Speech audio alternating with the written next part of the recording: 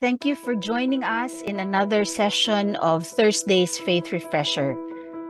Tonight, we continue with the series on contemporary ideologies, and we will discuss gender ideologies. I guess everyone here will agree with me that this is a hot button topic that has spawned heated discussions and sadly widespread confusion. However, as Christians, we know that we are called to seek the truth with compassion, understanding, and love. We are very fortunate tonight to have a resource speaker who will help us understand these gender ideologies better. Our speaker is with Courage, which is a Catholic apostolate for persons with same-sex attraction and gender identity concerns. He joined Courage in 2014 and was its president from 2016 to 2022. He is an active speaker of the CBCP Episcopal Commission on Family and Life on the topic of homosexuality and chastity. He also hosts a YouTube podcast produced by the CBCP Media Office entitled Be Not Afraid, which seeks to listen to stories of LGBT persons journeying through their Catholic faith. He holds a Master of Arts degree in theology, magna cum laude, from the Don Bosco School of Theology, an affiliate of the Pontifical Salesian University in Rome. He is a marketing professional. He lectures on pastoral accompaniment of LGBT persons to seminarians of San Carlos Seminary in Manila and Cebu. He is also a part-time theology professor of De La Salle College of St. Benilde. So please help me, everyone here in the session, to welcome Mr. Edwin Valles. Edwin, you have the room. Thank you for inviting me over. No? I'm happy to be here with you tonight. No? So the topic is gender ideology, and as introduced, no, so I belong to the Courage Apostolate. Yeah, so the Courage Apostolate, just briefly, no, is Catholic apostolate for persons with same-sex attraction and gender identity concerns. No, so it's fake news that the church does not care, no, so or reject or abandon LGBTQ plus persons. No, so the expression of the church of the deep love of the church for LGBTQI plus persons can be found in the Courage Apostolate. So it started off in 1980. So just a brief background on who we are. In New York City, no? So at the time, late 70s, early 80s was the time when HIV/AIDS started to explode in the US.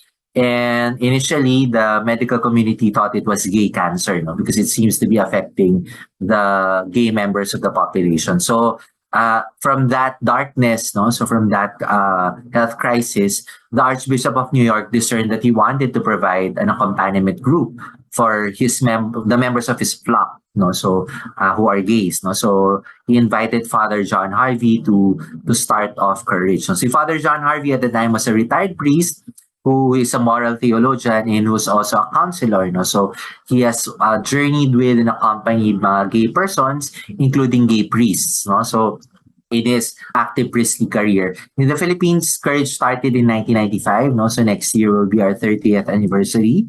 And by canonical status, no, so how we are as in the church hierarchy is that we are a diocesan clerical public association. So diocesan, a bishop needs to approve the setting up of a Courage chapter in his diocese. And clerical, it is a priestly apostolate. No? So it is the priests who accompany us and guide us. No? So even if I were the president for 7 years, I'm not the one guiding them. No? So because just like my Courage brothers and sisters, I continue to struggle with same-sex attraction. No?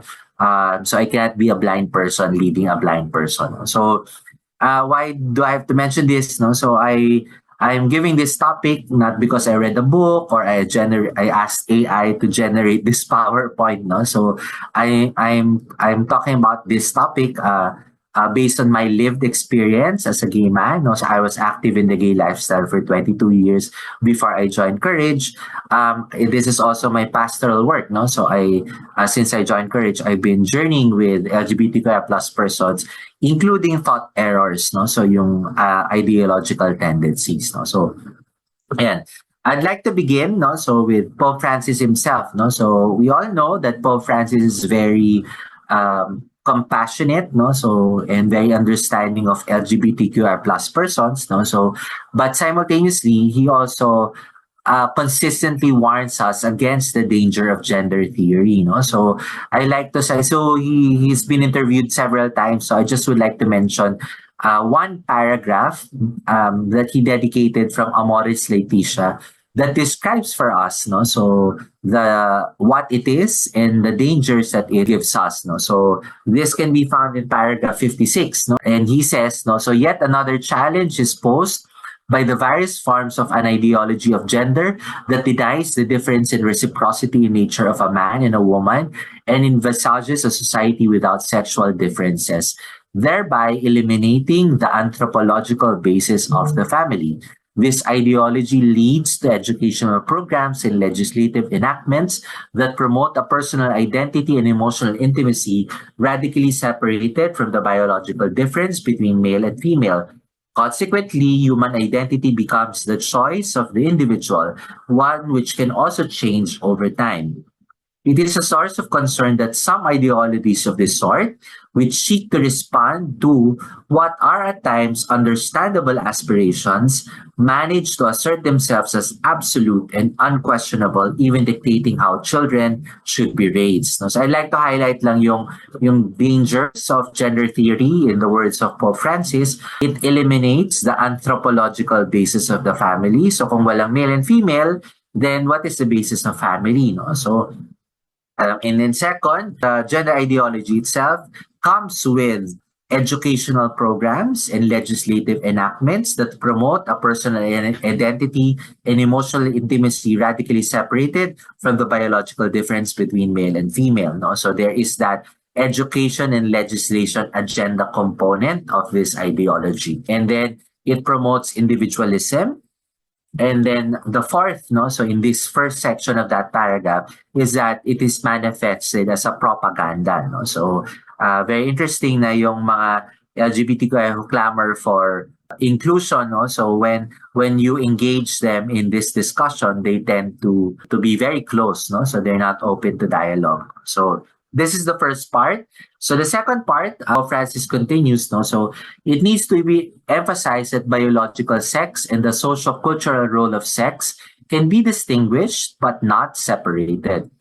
On the other hand, the technological revolution in the field of human procreation has introduced the ability to manipulate the reproductive act, making it independent of the sexual relationship between a man and a woman. In this way, human life and parenthood have become modular and separate realities, subject mainly to the wishes of individuals or couples. It is one thing to be understanding of human weakness and the complexities of life, and another to accept ideologies that attempt to sunder what are inseparable aspects of reality. No? So again, to highlight yung dangers, so aside from the four that we mentioned previously, there is that danger of dualism, so separating biological sex with social-cultural role of sex or gender.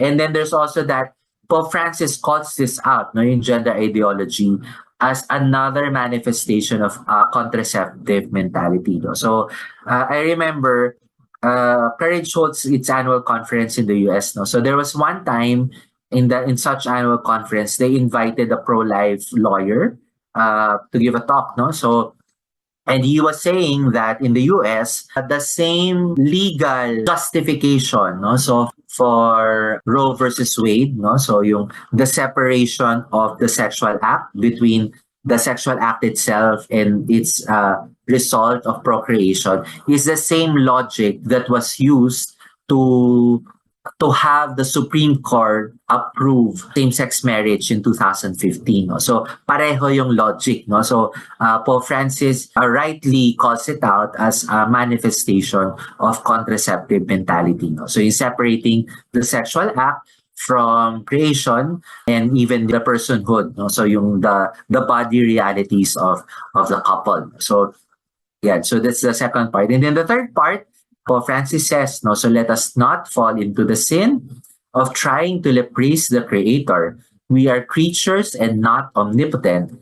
Creation is prior to us and must be received as a gift.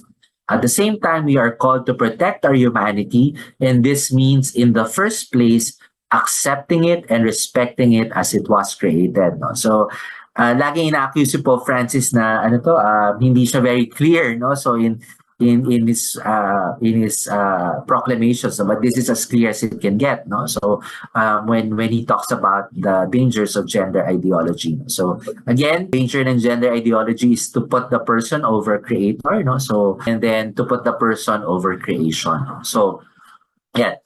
So I begin with that, no? So this is what Pope Francis says, no, or sees and warns us against gender ideology, no. So what exactly is this gender theory, no? So normally, so when I give this, I just skip to the most current version, no? But because this is a formation on contemporary ideologies and thought errors, no, so I thought I would walk you through the historical development of the model, no. So I've been giving this talk for the past 10 years or parang something similar, no? So when I started giving this talk, this was the first iteration, no, that we have, no? So according to this model, yung primitive version of the model, every human person has three characteristics that are distinct but also related, no? So and yung three parameters na yan are biological sex, gender identity, and sexual orientation. No? Any of these three can be classified as either male or female. No? So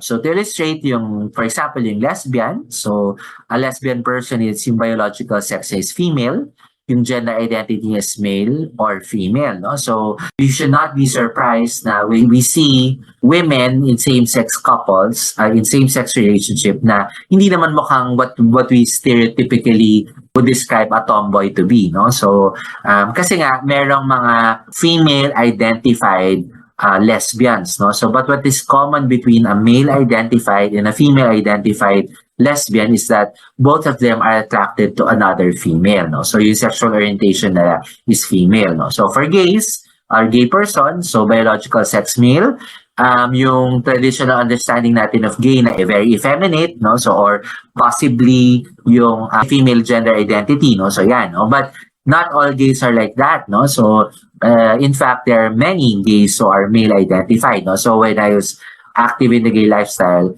I did not identify myself as female, no? So, I identified myself as male, no? So, but I'm attracted to another male, no? So, if in the past nakikita ang mga bakla sa parlor, ngayon nakikita na rin sila sa gym, no? So they present themselves to be very masculine, really good looking, no? So very very muscular, no? But whether male identified or female identified, they're attracted to another male, no? So yun yung first set. So LG, no? So and then pagdating sa B, so yung next will be bisexual, no? So bisexual man is biological sex male, gender identity male, and then sexual orientation is either male or female, no? So kung baga yung first pair, yung lesbian and gay, yung either or is the gender identity, no? So whereas yung bisexual, yung either or is the sexual orientation, no? So I mean just to show yung relationship between the two pairs, no? So yeah, so LGB. So, and then yung T, transgender, no? So, trans man is biological sex female, gender identity male, yung sexual orientation niya will be towards female, and then trans woman, biological sex male, will undergo operation, no? So, and then because he wants to align his body to his gender identity, so yung gender identity as female, sexual orientation male. And then LGBT, so yung QI, so yung queer, intersex, no? So, maybe just to illustrate the point, to force fit the point into this model, no? So it's like yung intersex is like all of the above, and yung queer is yung they don't want to be identified, no? So they don't want to be boxed. Parang none of the above ang reply nila, no?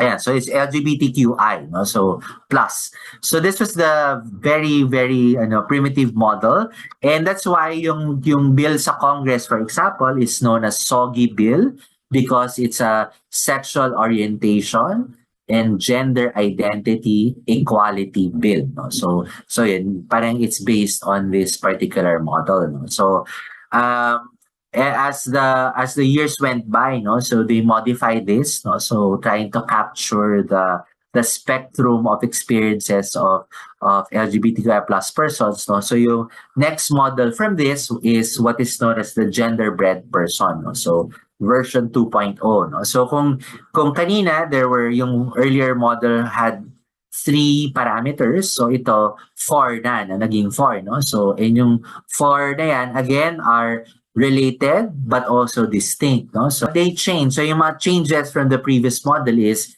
they've split yung gender identity between gender identity and gender expression. No? Gender identity is more internal and then gender expression is more external. No? So for example, ako or some gay men, they identify themselves as male but they might express themselves in effeminate ways, no? So, but still, in gender identity nila is male, no? So that is possible. So, yun yung first change nila. They moved from 3 to 4. So they made distinction between gender identity and gender expression. The second change that they did is hindi na siya either or, no? So yung previous model is male or female, yung kumbaga naka-binary format siya. Ito naka-vector format na siya. No? So what they're proposing is that yung person na to is not just either male or female, but can be womaness or maness, but it's a range. No? So I can be, for example, I can be 3 gender identity man, 2 gender expression female, diba? And so on and so forth. No? So parang so range na siya. So it's a vector. So it's a leaning towards and it's a range. No? So hindi siya fixed value. And then biological sex and then sexual attraction. No? Yun yung 2 changes that they did. No? But when this model came out, yung mga members ng community complained, no? Bakit din daw yung icon natin? No? So mukha siyang lalaki. Genderbread person, it has a bias towards males. They demanded that this gender ideology, to capture everyone's experience, will adopt an icon that represents everyone. No? So, pili nila is a fictitious animal. No? So what is known as a gender unicorn. From the 4, ginawa nilang 5. So, gender identity and gender expression, pareho pa rin. No? But instead of 2 vectors, they added a third vector. No? So, for example, in gender identity, so female, woman, or girl, that's 1 vector. The second vector is male, man, or boy. And then there's a third vector, yung other gender, or ito yung tinatawag na non-binary. No? So, they don't want to conform with the maleness and femaleness of things, no? So non-conformist sila, no? So ito yung mga tinatawag, they claim themselves to be non-binary and they want to be called they them, no? So yun yung preferred pronouns nila, no? So I remember when I was active in the gay lifestyle, so me and my friends, no? So we're like, hindi naman kami yung parlorista type, no? So we present ourselves as male, no? And naniniwala kami na the farther away you are from the male and female model, the more progressive you are, no? So the more enlightened you are, no? So kaya nga parang there's that movement to break away from that maleness and femaleness mode, no? So yan. So gender identity, ginawa ng 3. Gender expression, they also made it into 3. And then yung biological sex, they changed it to sex assigned at birth, no? So yeah, this is a sleight of hand, no? So what we know to be biological sex, they claim it to be sex assigned at birth, no? So yung sleight of hand na yan is proposing, no? So that our maleness and femaleness is only determined by social construct, no? So parang ang sinasabi nila is if the doctors, no? So if the doctors who assisted our moms, no? So at our birth, no? So when that doctor who spent so many years to be an expert in her field, no? In his or her field as an OB-gynecologist, no? So when that doctor sees us, no? So and then i-announce sa mga nanay natin na Mrs., you have a son or a daughter, no? So yung the sole basis that well-trained OB-gynecologist for declaring us to be male or female was merely based on a social construct, no? Na condition lang si doktora to declare that we are male or female, no? So that's what they're proposing, no? So sex assigned at birth. And then the 5th change, the other change that they did in this model is they've split in sexual attraction to be a physical attraction, no? So, and an emotional attraction. No? So, again, what they're proposing is that a human person can fall in love with one person sa katawan and then sa another person sa puso. No? So this is how they describe the human person to be. No? Thankfully, no, so regarding yung sex assigned at birth, no, so the more recent version of this, no, they've now introduced in sex characteristics na may two parameters. No? So there's a primary sex characteristic. So at the very least, they acknowledge that there is that objective basis of maleness and femaleness. So the one that is primary or the one that we have when we are born. And then there's also a secondary sex characteristic, which is one that is discovered at puberty. No? So naging 6 parameters na siya. Okay? So this is gender ideology. Pero kasi, itong gender ideology ito proposes to all of us now, no, especially to young people, na this answers your deep question of determining who are you, no? So who am I? Yung very deep existential question of every human person is who am I, no? So ito yung proposal nila. So ito yung tao, no? So according to that model.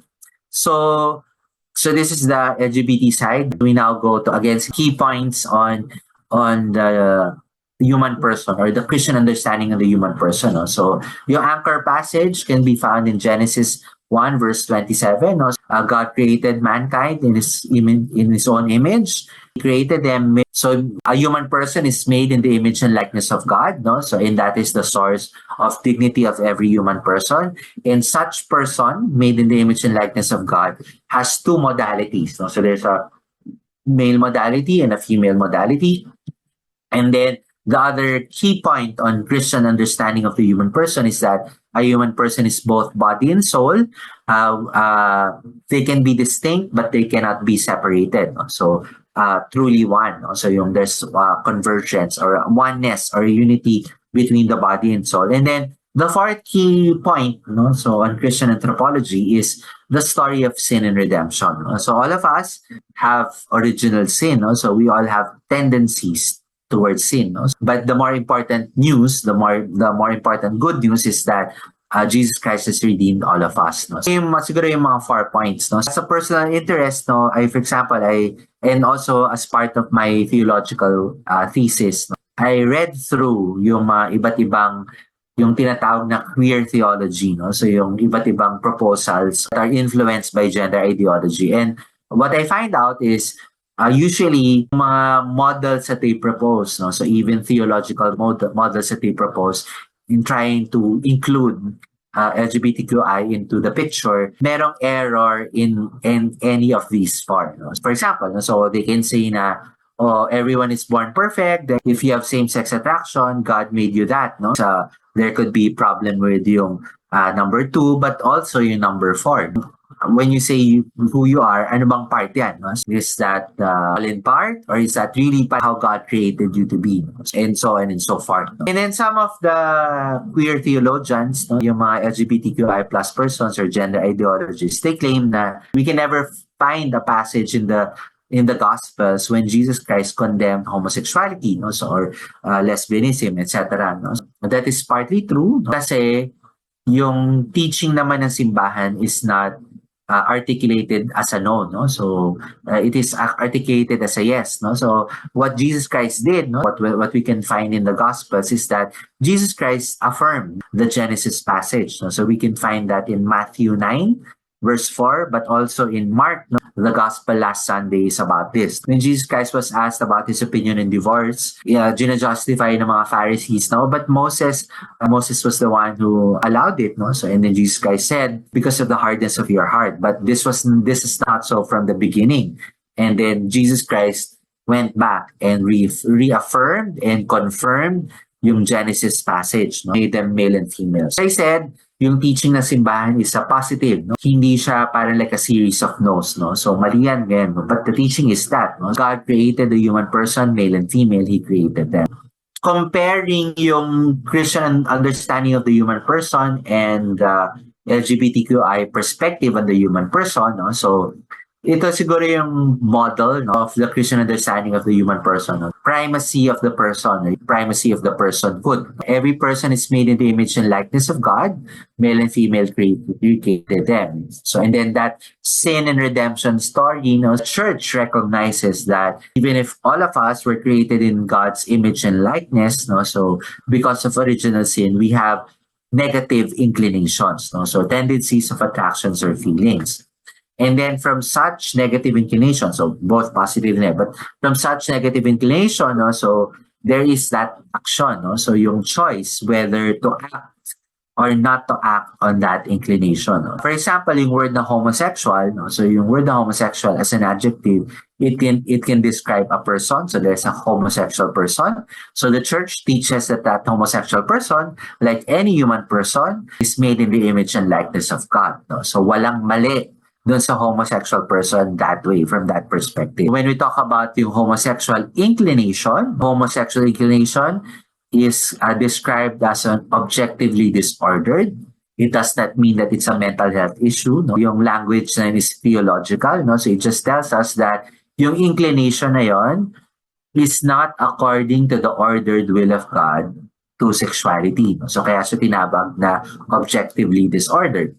But in itself, it's not a sin. If I have spontaneous homosexual inclination, it does not make me automatically a sinner. It's just part of my weaknesses. It's just part of my negative inclination because of my original sin or my fallen nature.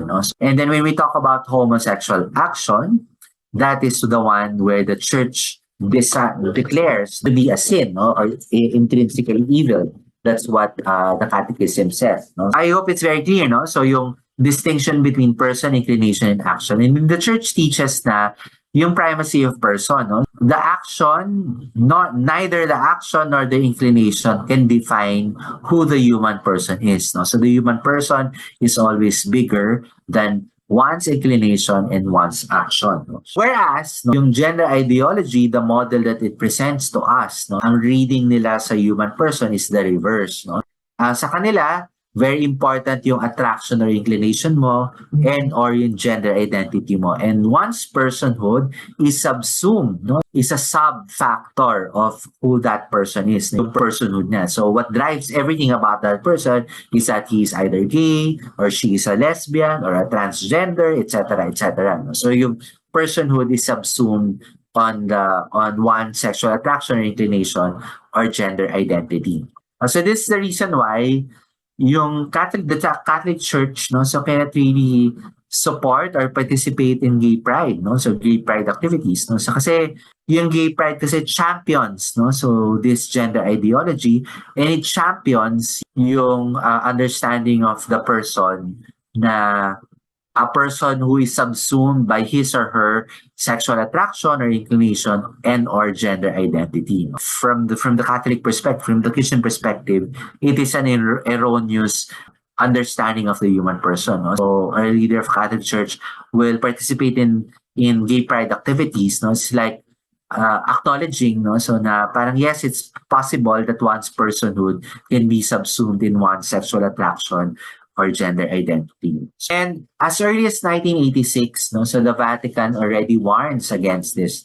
This is taken from the Congregation for the Doctrine of the Faith, in 1986, issued a letter to the bishops of the Catholic Church and the pastoral care of human persons. It was prepared by the then CDF head, Joseph Cardinal Ratzinger, and signed by Pope John Paul II. In one paragraph of that document, it says, the human person, made in the image and likeness of God, can hardly be adequately described by a reductionist reference to his or her sexual orientation.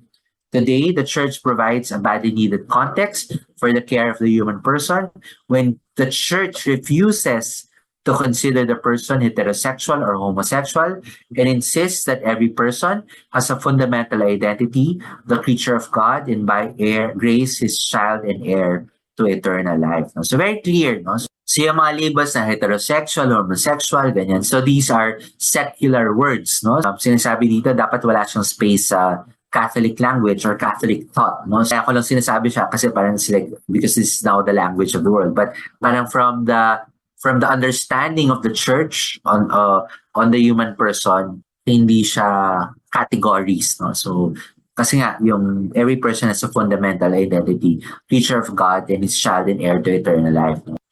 Ultimately, no, yung sense of identity of every Christian, that we are all children of God. No? Why is this important? Because being begets doing, identity defines destiny. No? Divine filiation is a big topic. No? And I say this no, because this is also part of my personal journey. No? So as I said earlier, I was active in the gay lifestyle. No? So I came from an all-boys Catholic school, so I knew naman the teaching. No? So but for most of my adult life, so in my parang 20s and 30s, I identified myself as gay, no? So siguro as a bit of a sharing, no? So yung pag-out ng isang gay or LGBTQ plus person is, I could describe it as a personal victory, no? So to be able to own up to it, it really feels liberating, no? And that was my experience. Yung living in the closet, no, denying that was a very bad feeling, no. So it would generate depressive thoughts, no. So on my part, no. Kumbaga, is a personal victory, no, to be able to embrace, no. So yung lived experience na yun, no. So when I was living that, no, so when I identified myself as gay, no, but despite that, my Catholic faith is important to me, no. So I would still attend, for example, means of formation and my annual retreat. No, I would go to mass every Sunday. Very important yun to me. No? So, and to the best of my abilities, no, so I do my best naman to live a life faithful to the teachings of the church. No? So, but whenever I try to be faithful, no, so by not committing homosexual acts, no, so because I was gay identified, I identified myself as gay.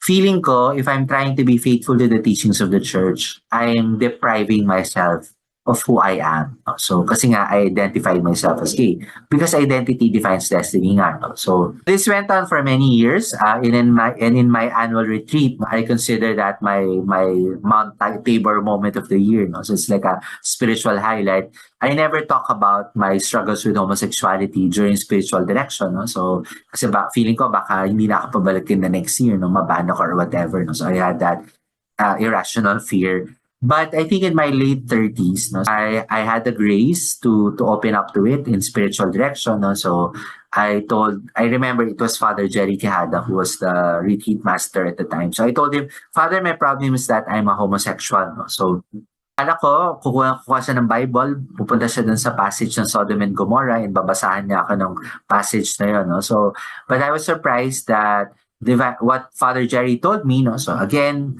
yung idea of divine filiation, no? So sabi niya sa akin, Edwin, you're not a homosexual, you're a son of God. No? So from that point onwards, I meditated, no? So I reflected on what it means to be a son of God.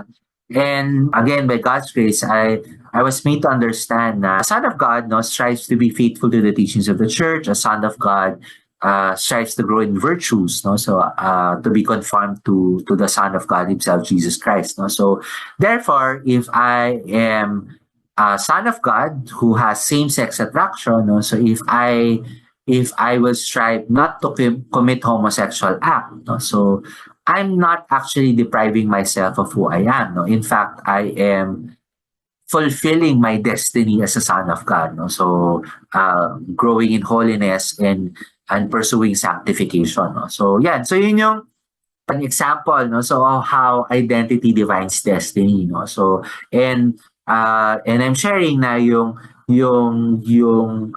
deep and true identity natin as children of God was instrumental in my embracing, no, teaching of the church. No? So, all right? So, ultimately, yung goal will be conformity to the Son of God Himself. No? So, and then this is a quote from Isaiah.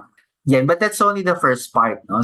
Clearly, it's a thought error, yung gender ideology, this mountain of gender ideology parang as an issue within the church. No? So, gender ideology, and so are these things. No? So, objectively disordered, lustfulness, Sodom and Gomorrah, false identity, etc. No? While clearly it is a thought error, no? But we realize in courage, no? So na yung LGBTQI plus experience is much more than these, no? So, than all of these, no? So, it's like an iceberg, no? So, yes, it is a thought error, but para yung lived experience of LGBTQI plus persons is much more, no? So, goes deeper than a thought error, no? So that's why it's quite important parang to distinguish, no? Kasi itong part na to, we are addressing the mind, no? So it's that thought error. Therefore, we might conclude that the best approach is to correct them, no? So, pag na-correct na yung error na yon, but they will convert, no? Or so they will align their lives to the church. Yung homosexuality, LGBTQ plus person is really more a matter of the heart. No? So there is an article written by an advisor of courage. No? So he's a doctor. Ang title ng article niya is Homosexuality is a Symptom of a Broken Heart. No? So kaya it's quite important to understand, no? So para mas maging holistic tayo when it comes to dealing with this thought error na but it has to be a combination of truth and love, no? So for us to better understand this submerged part and the more substantial part of the iceberg, I like lang to walk you through some parang 4 concepts, no? So first, starting off from the catechism. Catechism describes for us what sexuality is, no? So we can find that in paragraph 2332. So it says sexuality affects all aspects of the human person in the unity of his body and soul. It especially concerns affectivity and the capacity to love and to procreate, and in a more general way, the aptitude for forming bonds of communion with others, no? So when the church uses these words to describe sexuality, it emphasizes, no, na parang sexuality is a matter of the heart, no? So affection, capacity to love, aptitude for forming bonds, no? So yung human connection, no? Yung sexuality para sinasabi na hindi lang siya thought, no? So hindi lang siya rationality, no? So hindi lang siya parang it's not just a matter of a thought error. So for example, homosexuality is not just a thought error, no, but it is actually an affective concern, no. So maybe an incapacitation of love, no. So or maybe yung not enough aptitude of forming bonds, no. So according to the ordered will of God, no? So yeah, paragraph 232. Another point, no? So this is the first concept. The second concept is about human formation. So when we talk about formation, no, so there, parang we can look at it. So this is one model, no. So this is a tripod model, no. So when we form human persons, no, so dapat we have to focus our attention on 3 equally important aspects of their formation. So there's that cognitive aspect, so intellectual.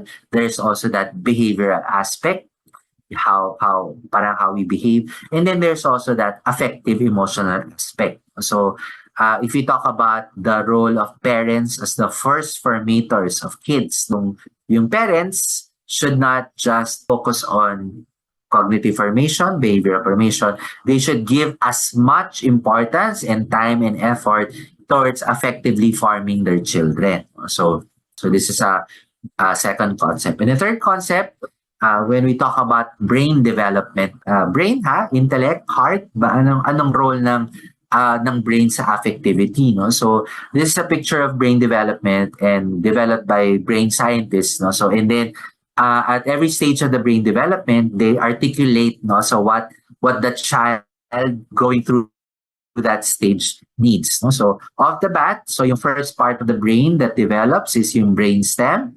So off the bat, sabi dito, hindi siya rational, no? So hindi yung parang I need to find where my mother's nipple is, no? So or something like that so that I can feed, no? So I need to sense where hindi gano'n, no? So hindi siya, or I need to understand that when I feel something funny in my stomach, I should cry, no? So yung need when the brain cell develops is actually help me feel emotionally and physically safe, no? So off the bat, there is already that affective need, no? So when the brain is developing, the most basic part of the brain is developing, no? So progressively, yung presence of the parents is quite important, no? So that is when kids or infants will know that they are loved, no? So and then yung sa temporal lobe, so birth to 6 years, 8 months to 2 years, sabi dito, respond in consistent ways,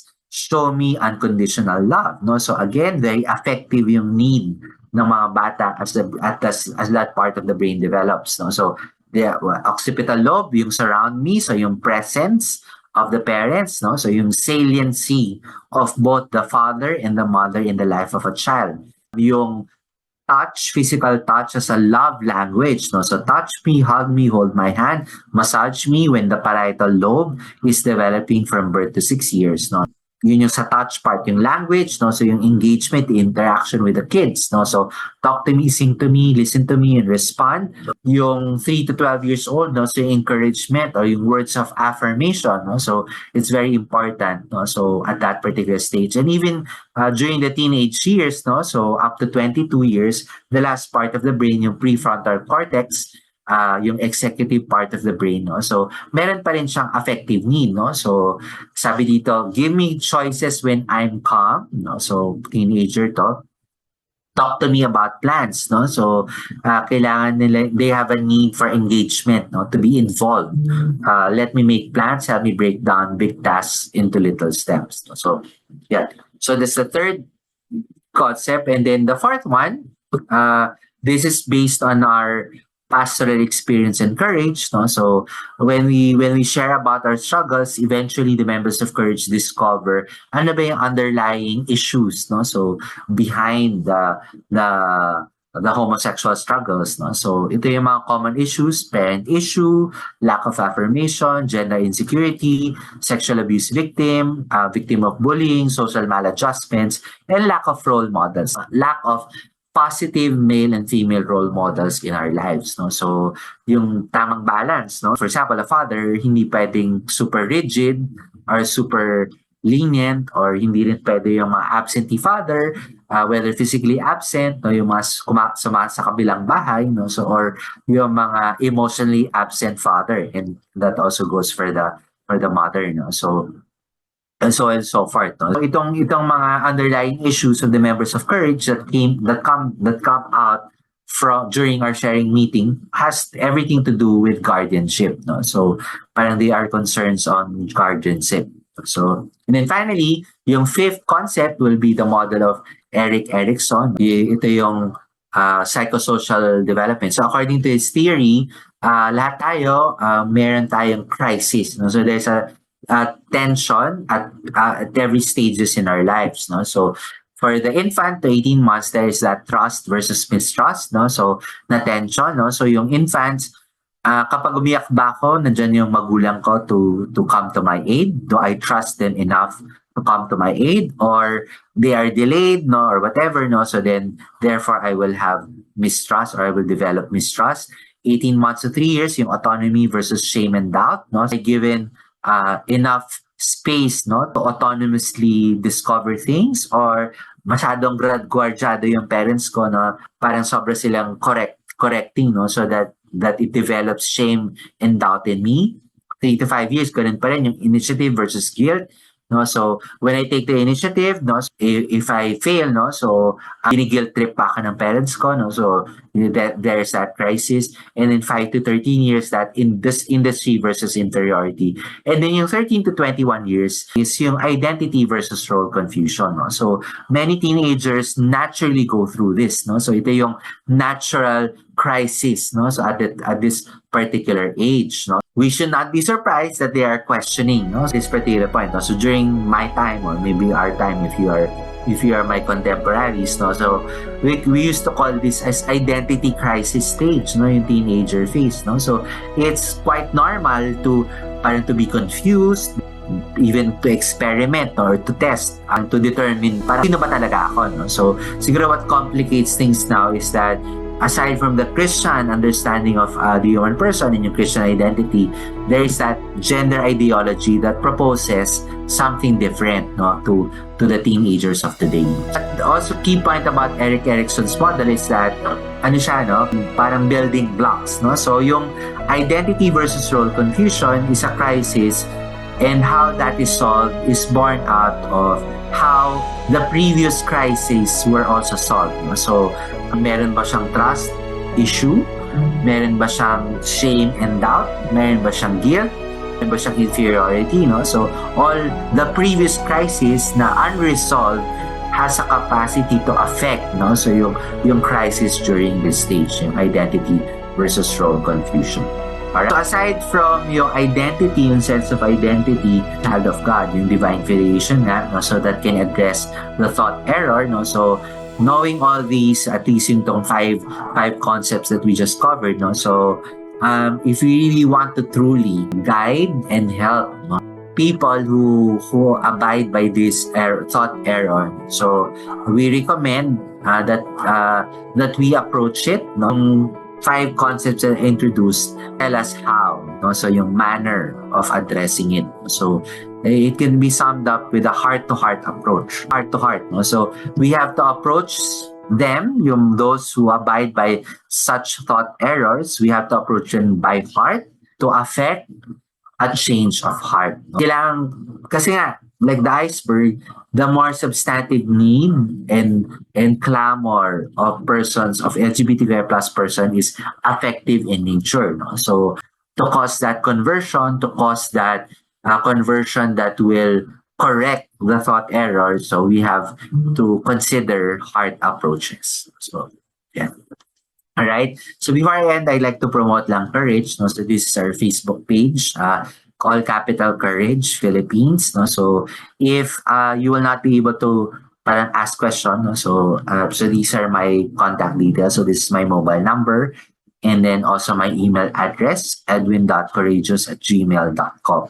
Encourage Apostolate also already has what we call as the Encourage Apostolate. No? So yung Courage is support group for persons with same-sex attraction and gender identity concern, whereas yung Encourage naman is the support group for those persons whose loved ones are LGBTQI plus persons. So we're talking about parents, siblings, friends, no? So sometimes spouses themselves. No? So they also need support, no? And the church also cares for them, no? For their needs, no? So, and desires to accompany them. So ito po yung Encourage Apostolate. No? So ito po yung Facebook page na Encourage Philippines.